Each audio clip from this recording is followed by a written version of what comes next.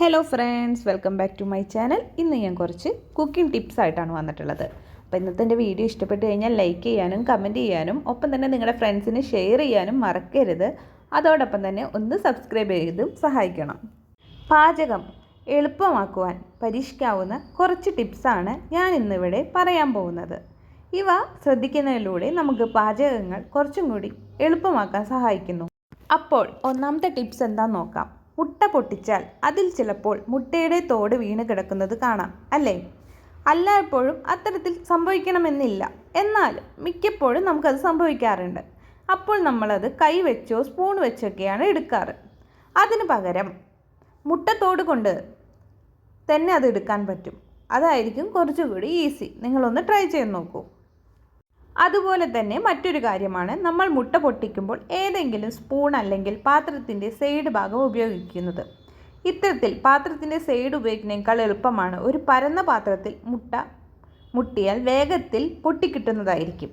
അതുപോലെ തന്നെ മുട്ട പുഴുങ്ങുമ്പോൾ അതിൽ കുറച്ച് വിനാഗിരി ഒഴിച്ചു കഴിഞ്ഞാൽ പെട്ടെന്ന് മുട്ടത്തോട് അടർത്തിയെടുക്കാൻ പറ്റും. ടിപ്പ് നമ്പർ 2, കുക്കീസ് കേടുകൂടാതെ സൂക്ഷിക്കുക എങ്ങനെയെന്ന് നോക്കാം.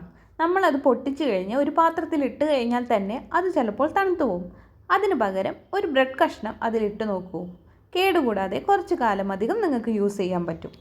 നമുക്കെല്ലാവരും ഫ്രൈ ചെയ്തെടുക്കുന്നവരാണ്. അത് നന്നായി മൊരിയിച്ച് കഴിക്കാൻ ഇഷ്ടമുള്ളവരും ഉണ്ടായിരിക്കും. അപ്പോൾ ടിപ്പ് നമ്പർ 3, മീൻ, ചിക്കൻ അല്ലെങ്കിൽ പലഹാരങ്ങളെല്ലാം കുറച്ചും കൂടി ക്രിസ്പിയായി എടുക്കുവാൻ ഇഷ്ടമുള്ളവരായിരിക്കും നമ്മൾ ഓരോരുത്തരും. ഇത് ക്രിസ്പിയായി എടുക്കുവാൻ വേണ്ടിയിട്ട് കുറച്ചീശ മാത്രം ഇട്ട് പൊരിക്കുക. അപ്പോൾ വേഗം ക്രിസ്പി ആയിട്ട് കിട്ടും. ടിപ്പ് നമ്പർ 4, കടുക് പൊട്ടിക്കുന്നവരാണ് നമ്മൾ മിക്കവരും. കടുക് പൊട്ടിക്കുമ്പോൾ ആദ്യം ചെയ്യേണ്ടത് എണ്ണ നന്നായി ചൂടാവണം. എന്നതിന് ശേഷം മാത്രം കടുകിടുക. അപ്പോൾ കറിക്ക് നല്ല സ്വാദ് കിട്ടുന്നതായിരിക്കും. ടിപ്പ് നമ്പർ 4, ബട്ടർ കുറച്ചുകൂടി മൃദുവാകാൻ ചെറിയ കഷ്ണങ്ങളാക്കി സൂക്ഷിക്കുക. ടിപ്പ് നമ്പർ 5, ഓംലെറ്റ് തയ്യാറാക്കുമ്പോൾ നല്ല ടേസ്റ്റ് കിട്ടുന്നതിന് വേണ്ടി 2 സ്പൂൺ പാലോ അല്ലെങ്കിൽ വെള്ളമോ ചേർത്ത് പൊരിച്ചെടുക്കുക. ടിപ്പ് നമ്പർ 6, കോളിഫ്ലവറിൻ്റെ വെള്ള നിലം നിലനിർത്താൻ പാചകം ചെയ്യുമ്പോൾ 1 സ്പൂൺ പാൽ ചേർക്കുക. ടിപ്പ് നമ്പർ 7, നാരങ്ങ നീര് സൂക്ഷിക്കാനായി കൂടുതൽ നാരങ്ങ ലഭിക്കുമ്പോൾ അതിൻ്റെ നീരെടുത്ത് ഐസ് ക്യൂബ് ട്രേയിൽ വെച്ച് ഫ്രീസ് ചെയ്യുക. ഇതൊരു 15-20 ദിവസം വരെ നമുക്ക് ഉപയോഗിക്കാവുന്നതാണ്. ടിപ്പ് നമ്പർ 8, ബിരിയാണിക്കായി സവോളയും ഉരുളക്കിഴങ്ങും ഫ്രൈ ചെയ്യുമ്പോൾ 1 നുള്ള് പഞ്ചസാര ഇട്ടാൽ വേഗത്തിൽ ബ്രൗൺ നിറത്തിലായി കിട്ടും.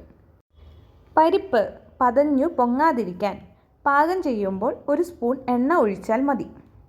ടിപ്പ് നമ്പർ 10, കറികളിലോ ഗ്രേവിയിലോ കട്ടി കൂടാൻ അരിപ്പൊടിയോ പൊട്ടുകടലമാവോ ചേർത്താൽ മതി.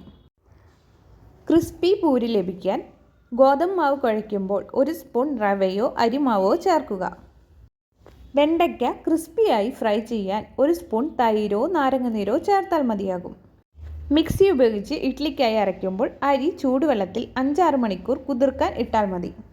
ബാക്കിയുള്ള ചപ്പാത്തി മാവ് സൂക്ഷിക്കാൻ എയർ ടൈറ്റുള്ള കണ്ടെയ്നർ അല്പം എണ്ണ തടവി ഡ്രൈ ആകാതെ ഫ്രിഡ്ജിൽ വയ്ക്കുക.